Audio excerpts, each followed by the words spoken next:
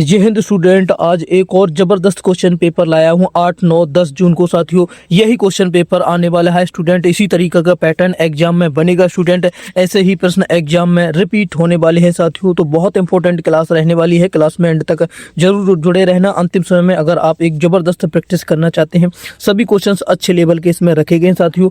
Exam में इसी तरीके के क्वेश्चन आएंगे और यही पैटर्न आपका रिपीट होने वाला है। तो चलिए शुरू करते हैं बिना टाइम वेस्ट के लिए। बहुत इंपॉर्टेंट क्वेश्चन रखे गए हैं। पहला प्रश्न देखिए, भारतीय संविधान में हिंदी को मान्यता कब मिली थी? तो भारतीय संविधान में हिंदी को मान्यता याद रखेंगे आपकी 14 सितंबर 1949 को हिंदी को मान्यता मिली थी, भारतीय संविधान में मिली थी। अगला देखिए, यारा लावा किस वर्ग के व्यंजन है? यारा लावा जो है स्टूडेंट कौन सी वर्ग के व्यंजन है? तो याद रखेंगे यारा लावा आपके अंतस्थ वर्ग के व्यंजन है, अंतस्थ व्यंजन इन्हें कहते हैं। अगला प्रश्न देखिए, नाक कटना मुहावरे का सही अर्थ क्या होगा? नाक कटना मुहावरे का सही अर्थ क्या होने वाला है? तो जल्दी से बताएंगे। खून बहना, बदनामी होना, नुकसान होना, इज्जत करना। तो नाक कटना मुहावरे का सही अर्थ जो होगा बदनामी होना। नाक कटने मुहावरे का बिल्कुल राइट आंसर बनेगा।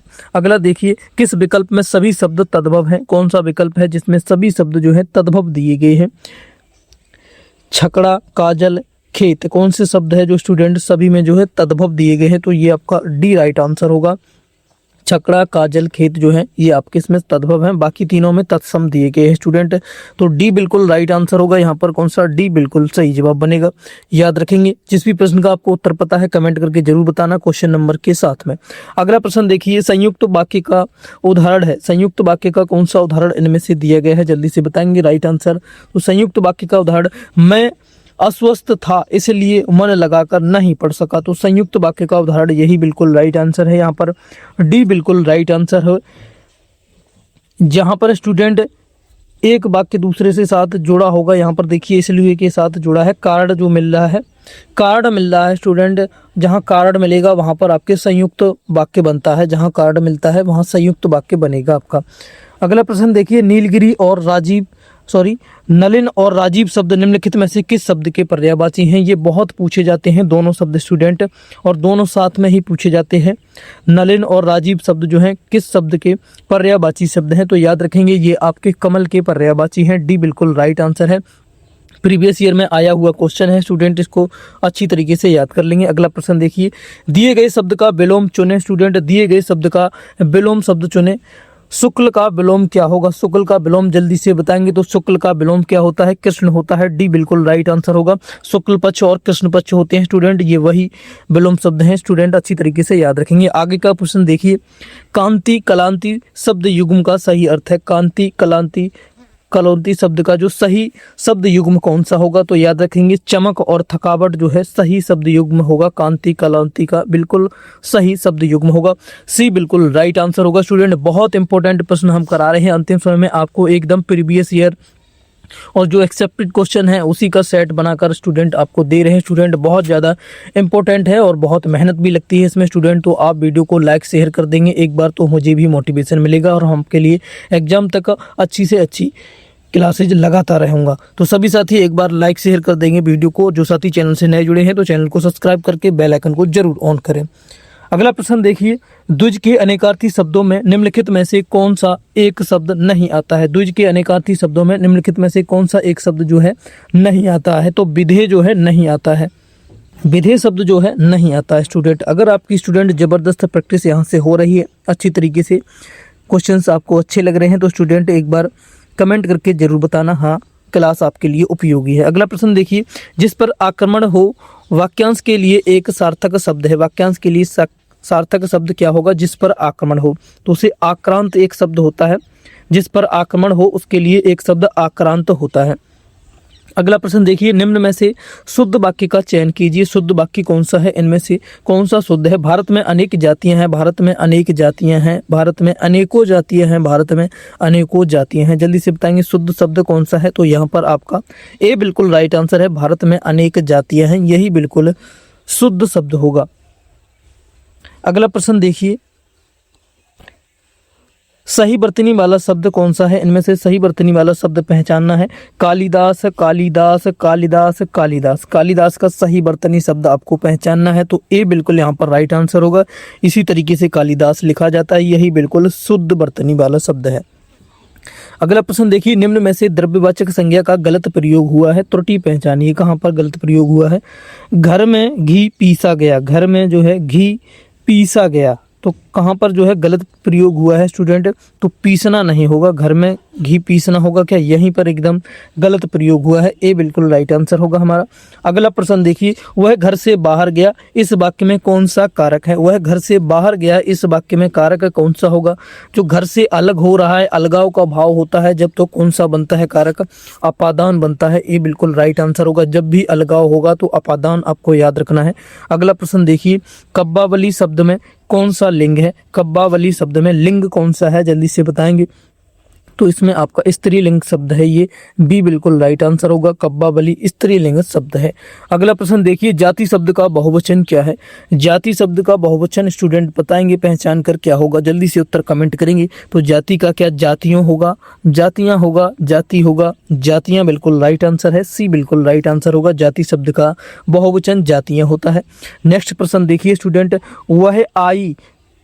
वह आई हो तो मेरी चिट्ठी उसे दे देना, इस वाक्य में कौन सा काल है? वह आई हो तो मेरी चिट्ठी उसे दे देना। स्टूडेंट एक वाक्य जो है दूसरे वाक्य पर निर्भर है, पूर्णतः क्या निर्भर है? जी हाँ निर्भर है। तो राइट आंसर बताएंगे स्टूडेंट, वह आई हो तो मेरी चिट्ठी उसे दे देना। क्या यहाँ पर संभाव्य वर्तमान बन रहा है? जी हाँ बिल्कुल संभाव्य वर्तमान है, क्योंकि यहाँ पर संभावना ही जताई जा रही। वह आई हो तो पता नहीं वह आएगी कि नहीं आई है, तो यहाँ पर संभाव्य वर्तमान बनेगा। अगला प्रश्न देखिए, निम्नलिखित में से किस वाक्य में कृतवाच्य का प्रयोग हुआ है? कृतवाच्य का प्रयोग कौन से वाक्य में स्टूडेंट हुआ है, जल्दी से बताएंगे। छात्रों द्वारा सजावट की गई मजदूर से दर्द के कारण उठा नहीं जाता, यहाँ तो भाववाच्य है। आज नागरिकों द्वारा सफाई अभियान चलाया गया।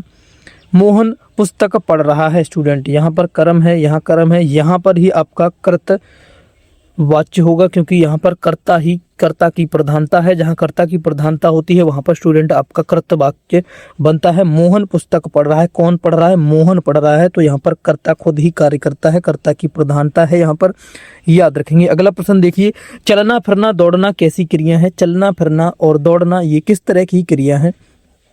तो चलना फिरना दौड़ना स्टूडेंट याद रखेंगे, ये आपकी अकर्मक क्रिया है।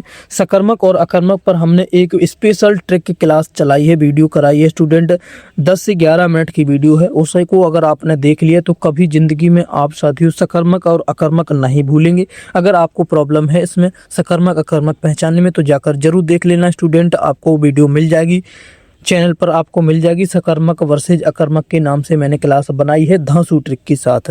अगला प्रश्न देखिए, ईमानदार शब्द में कौन सा विशेषण है? ईमानदार शब्द में विशेषण पहचानिए स्टूडेंट, कौन सा विशेषण है इसमें? ईमानदार में आपका गुणवाचक विशेषण है। ईमानदार जो ईमानदार व्यक्ति है, व्यक्ति की विशेषता बताएगा, ईमानदार व्यक्ति का गुण बताएगा स्टूडेंट, तो गुणवाचक विशेषण होगा यहाँ पर।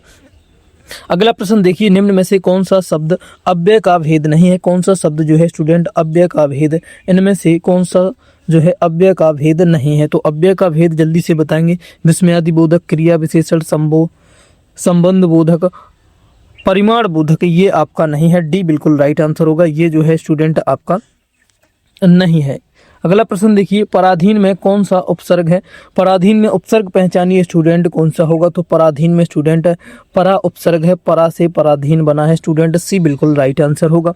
पूर्ण विराम का प्रयोग किया जाता है, कहाँ पर किया जाता है? वाक्य के प्रारंभ में, वाक्य के अंत में, वाक्य के मध्य में, या फिर डी इनमें से कहीं पर भी नहीं। राइट आंसर जल्दी से पहचानेंगे तो पूर्ण विराम का प्रयोग हमेशा वाक्य के अंत में किया जाता है, बी बिल्कुल राइट आंसर होगा, वाक्य के अंत में किया जाता है। उर्मलेश शब्द का संधि विच्छेद का चयन कीजिए, जल्दी से बताएंगे संधि विच्छेद क्या होगा? उर्मलेश शब्द का संधि विच्छेद क्या होगा? उर्मिला धन ईस, उर्मिला धन ईस, उर्मिला धन एस, उर्मिला धन एस है। तो उर्मलेश शब्द का सही संधि विच्छेद स्टूडेंट होगा तो वो आपका होगा उर्मिला धन ईस, जो है बिल्कुल राइट आंसर होगा। उर्मलेश शब्द का उर्मिला धन ईस होगा। चक्रधर शब्द का सही समास होगा, चक्रधर शब्द का जो सही समास स्टूडेंट पहचानिए, जल्दी से बताएंगे।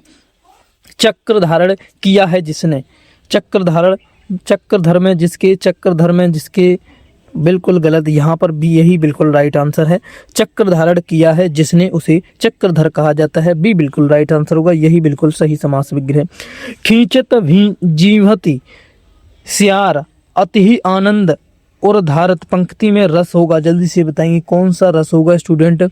यहाँ पर भीभत्स रस है। खींचत जीवत एकदम घृणा वाली बात है। खींचत स्यार जो है किसी की मरे हुए जानवर को खा रहा है, खींचत भींजत करता है, तो भीभत्स रस यहाँ पर बिल्कुल होगा स्टूडेंट, याद रखेंगे। अगला प्रश्न देखिए, वीर या फिर आला किस जाति का छंद है। वीर या आला जो है स्टूडेंट किस जाति का छंद है, जल्दी से बताएंगे। तो ये आपका एक मात्रिक छंद है। कैसा छंद है?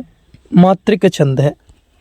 अगला प्रश्न देखिए, माला फेरत जुग भया फेरा ना मन का फेर, कर का मन का डारी दे मन का फेर। इस दोहे में अलंकार कौन सा है, जल्दी से बताएंगे। अलंकार कौन सा अलंकार यहाँ पर होगा? यमक अलंकार होगा। कनक कनक से सौगनी मादकता अधिकाय, या खाए बौराय या पाए बौराय। वहां भी स्टूडेंट यमक अलंकार होता है और यहाँ पर भी आपका यमक अलंकार है। एक ही शब्द बार बार प्रयोग होगा लेकिन उसके अर्थ जो है अलग अलग होंगे। अगला प्रश्न देखिए, पूस की रात के रचयिता कौन है। पूस की रात के रचयिता बताएंगे स्टूडेंट कौन से हैं। पूस की रात के रचयिता आपके प्रेमचंद हैं। सी बिल्कुल राइट आंसर होगा। प्रेमचंद जो है पूस की रात के रचयिता हैं। अगला प्रश्न देखिए, जायसी द्वारा रचित प्रसिद्ध रचना कौन सी है। जायसी द्वारा रचित जो है प्रसिद्ध रचना कौन सी है। तो जायसी द्वारा रचित स्टूडेंट प्रसिद्ध रचना जो काफी फेमस है पद्मावत है। पद्मावत के रचयिता कौन है? जायसी हैं, मलिक मोहम्मद जायसी। ए बिल्कुल राइट आंसर होगा। अगला प्रश्न देखिए, भारत दुर्दशा किस प्रसिद्ध लेखक द्वारा रचित नाटक है। भारत दुर्दशा किस प्रसिद्ध लेखक द्वारा रचित नाटक है, जल्दी से बताएं किस प्रसिद्ध लेखक द्वारा रचित नाटक है। तो यह भारतेंद्र हरिश्चंद्र द्वारा रचित नाटक है। अगला प्रश्न देखिए, चंद्रगुप्त नाटक के रचयिता हैं। चंद्रगुप्त नाटक के रचयिता कौन है स्टूडेंट, जल्दी से याद करके बताएंगे कौन है। तो जयशंकर प्रसाद जो है चंद्रगुप्त नाटक के रचयिता है। आगे चलिए स्टूडेंट, आपको एक गद्यांश दिया गया है, इसको पढ़िए और आंसर दीजिए जो क्वेश्चन से पूछे गए। भारत एक लोकतांत्रिक देश है जहां कानून और व्यवस्था बनाए रखना अत्यंत आवश्यक है। समाज में शांति और सुरक्षा सुनिश्चित करने की जिम्मेदारी मुख्यतः पुलिस बल पर होती है। पुलिस न केवल अपराधों की रोकथाम करती है बल्कि जनता के बीच विश्वास और सहयोग का वातावरण भी स्थापित करती है।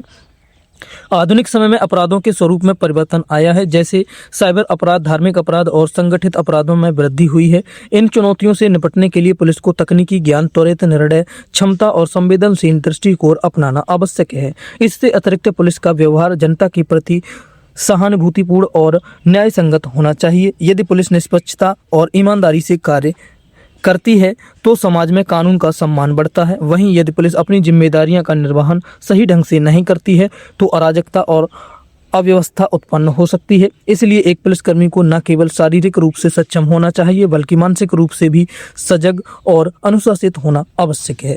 तो इस गद्यांश के पूछे गए प्रश्नों के आंसर्स बताइए जल्दी से स्टूडेंट।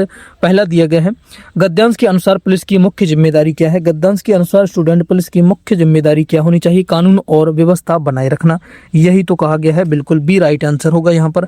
अगला प्रश्न देखिए, आधुनिक समय में किस प्रकार के अपराधों में वृद्धि हुई है। आधुनिक समय में किस प्रकार के अपराधों की वृद्धि हुई है? साइबर और आर्थिक अपराध, इसी की तो बात हुई गद्यांश में। जी बिल्कुल सी राइट आंसर होगा। अगला देखिए, पुलिस को किन गुणों की आवश्यकता बताई गई है। पुलिस के किन गुणों की आवश्यकता बताई गई है पुलिस को? तो पुलिस को स्टूडेंट तकनीकी ज्ञान और त्वरित निर्णय क्षमता की जो है आवश्यकता बताई गई है। तो यहाँ पर बी बिल्कुल राइट आंसर होगा। अगला प्रश्न देखिए इसी तरीके से, यदि पुलिस निष्पक्षता से कार्य करती है तो क्या प्रभाव पड़ता है।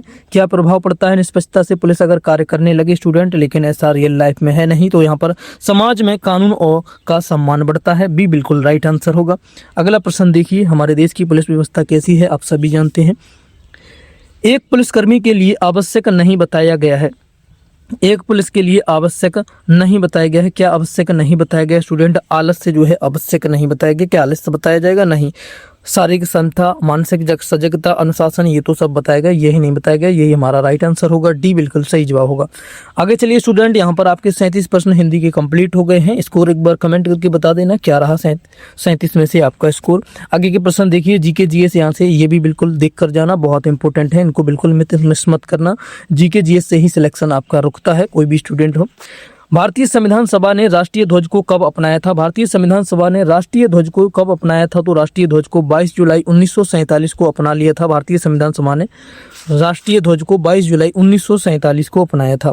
उच्चतम न्यायालय द्वारा घोषित विधि भारत के राज्य क्षेत्र की विधि बन जाती है। जल्दी से बताएं कौन से अनुच्छेद के अंतर्गत विधि बन जाती है? तो अनुच्छेद 141 के अंतर्गत भारत के राज्य क्षेत्र की विधि बन जाती है। अगला प्रश्न देखिए, किस राजवंश के शासनकाल को इतिहासकारों द्वारा भारतीय इतिहास में स्वर्ण या शास्त्रीय युग कहा जाता है? भारतीय इतिहास में जो युग है, गुप्त जो है युग, भारतीय इतिहास में शास्त्रीय युग कहा जाता है। सी बिल्कुल राइट आंसर होगा। अगला प्रश्न देखिए, दिल्ली में लोटस टेम्पल जो अपनी कमल जैसी आकृति और वाही उपासना स्थल के रूप में महत्व के लिए जाना जाता है, उसको तैयार करने के लिए कौन सा वास्तुकार जाना जाता है? उसको तैयार करने के लिए स्टूडेंट जल्दी से बताएं कौन सा वास्तुकार जाना जाता है?